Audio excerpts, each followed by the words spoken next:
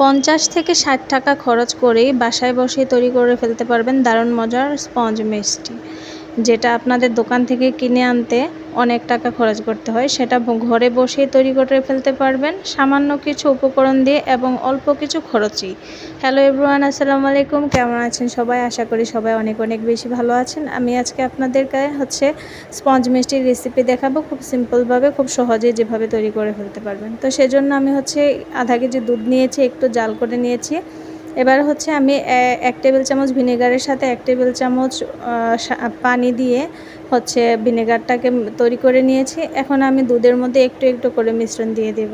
প্রথমে একটু দিয়েছিলাম, হালকা হালকা দানা দানা হয়েছে, সম্পূর্ণ ছাড়েনি, সেজন্য আমি পুরোটাই দিয়ে দিলাম। এবার দেখেন একদম সবগুলো ছানাই একদম গিটলি গিটলি হয়ে গিয়েছে।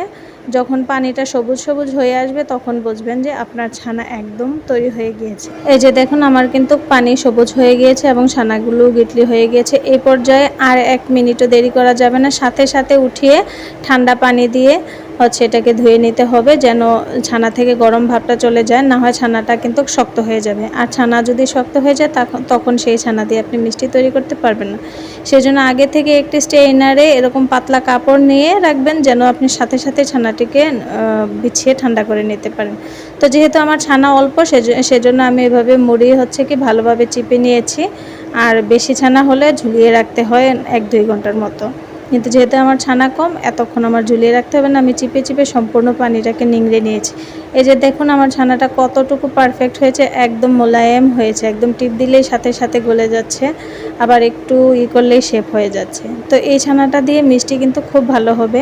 এখন আমি ছানাটাকে খুব ভালোভাবে মথে নিব। এই যে হাতের তালু দিয়ে একদম ডলে ডলে ভালোভাবে মথে নিতে হবে। তো এই ফাঁকে আমি যে মিষ্টির জন্য শিরাটা করব, সেই শিরাটা দিয়ে নিচ্ছি। সেই শিরার জন্য আমি 2 কাপ পানির সাথে 1 কাপ চিনি দিয়েছি। স্পঞ্জ মিষ্টির পারফেক্ট শিরা 2 কাপ পানির সাথে 1 কাপ চিনি দিতে হবে। তারপর আমি যে ফ্রাই প্যানটাতে বসিয়েছিলাম সেটার ছিদ্রটা অফ করে দিয়েছি। এখন আমার যে বানানো মিষ্টিগুলো বানিয়েছিলাম আমি, সেগুলো দিয়ে দেব।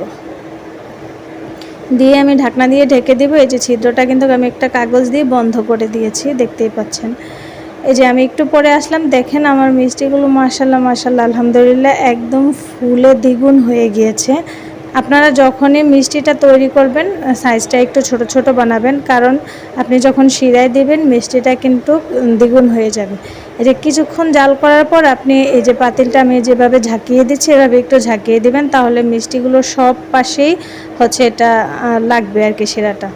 এখন আমার মিষ্টি হয়েছে কিনা সেটা চেক করার জন্য আমি একটা কাপে ঠান্ডা পানি নিয়েছি। ঠান্ডা পানি নেওয়ার পর যদি মিষ্টিটা নিচে ডুবে যায় তাহলে বুঝবেন আপনার মিষ্টি পারফেক্ট, আর যদি ভেসে থাকে তাহলে বুঝবেন যে আর একটু রান্না করতে হবে। এই যে দেখুন, আমি তৈরি করে ফেললাম আমার খুব সুস্বাদু মজাদার স্পঞ্জ মিষ্টি, যেটা আমার বাড়ি থেকে কিন্তু অনেক টাকা খরচ করতে হতো, আর আমি বাসায় বসে সামান্য কিছু উপকরণ দিয়ে অল্প করেছি তৈরি করে নিলাম স্পঞ্জ মিষ্টি।